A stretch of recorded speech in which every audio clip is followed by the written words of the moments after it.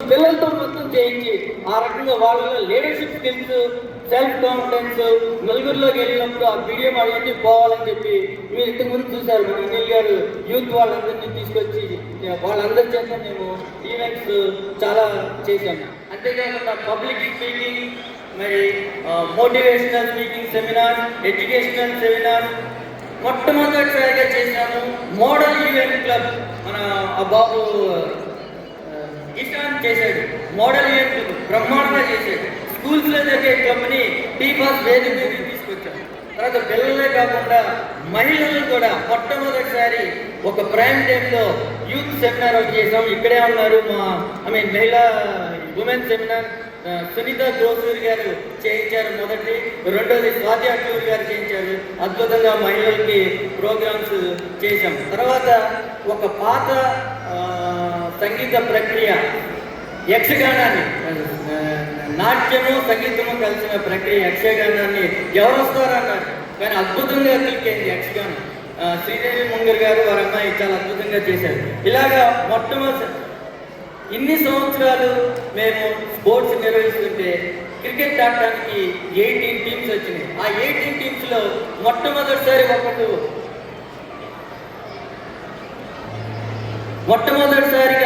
ఒకళ్ళు women cricket team వచ్చిందండి. First time TFAS చరిత్రలో మొట్టమొదటిసారిగా ఉమెన్ క్రికెట్ టీం వచ్చింది.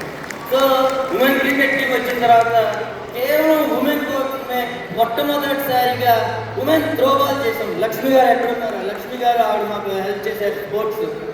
ఆ తర్వాత ఇంకా ఇంకా ఇంకా గొప్ప ప్రయత్నం ఒకటి చేశాం.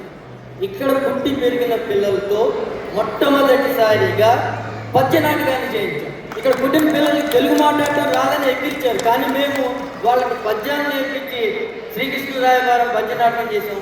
సూపర్ హిట్ అయింది, చాలా అద్భుతంగా చేశారు.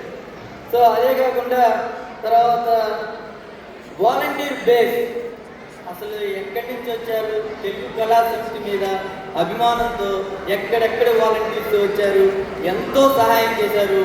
వారందరికీ ఎక్కడున్నా వారందరికీ పేరు పేరున ధన్యవాదాలు తెలియజేసుకుంటున్నాం. ఆ తర్వాత మొట్టమొదటిసారి ఒక పెద్ద వాట్సాప్ గ్రూప్ క్రియేట్ చేసి 900 మెంబర్స్ కంటే ఎక్కువ, ఇంత పెద్ద వాట్సాప్ గ్రూప్ ఎక్కడా లేదండి. 900 వాట్సాప్ గ్రూప్లో మొత్తం టీబాస్ మెంబర్స్, టీబాసే కాకుండా లోకల్ ఆర్గనైజేషన్స్ వాళ్ళ ఈవెంట్స్ కూడా తెలుసుకునే అవకాశం చేశాం. అదే కాకుండా తెలుగు జ్యోతిని ఇంతకుముందు పీడిఎఫ్లో వచ్చేది, దాన్ని ఆన్లైన్లో చేసాం. మళ్ళీ ఒక కొత్త టీబాస్ వెబ్సైట్ చేసాం. అంతేకాకుండా వీటన్నిటితో పాటు ప్లాంట్స్, సీడ్స్, చేనేత వర్గాలు తీసుకొచ్చిన వస్తువులు, వాటితో కూడా చిన్న ఎగ్జిబిషన్ లాంటివి చేసాం. ఇంకా చాలా చాలా చేసాం. రాగావధానం చేసాం. తర్వాత మీ అందరికీ తెలిసిందే 40th యానివర్సరీ చేసాం. సో ఇంత పెద్ద ఈ అన్నింటినీ కూడా ఇదో మా టీంతో పాటు